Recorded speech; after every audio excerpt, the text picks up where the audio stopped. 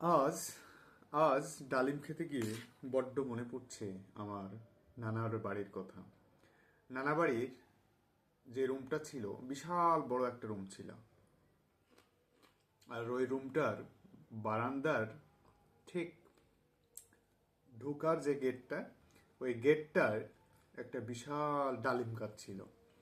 ওই ডালিম গাছটায় এত পরিমাণে ডালিম ধরতো, কমপক্ষে ধরলে 1 থেকে 1.5 ডালিম ধরতো, এরকম টাইপের ডালিম ধরতো।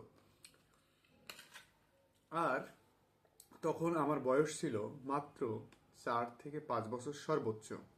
নিজে ডালিম পেড়ে খেতাম, এমন এক অনুভূতি মনে হতো, যেটা আসলে খুব বেশি আজ মনে পড়ছে ডালিম খেতে গিয়ে। আজ আমার নানাও নেই, নানি আলহামদুলিল্লাহ এখনো বেঁচে আছে, কিন্তু স্মৃতি যেন এখনো অকপটে ম্লান হয়ে আছে। এখনো যেন সেই স্মৃতি ভুলবার নয়।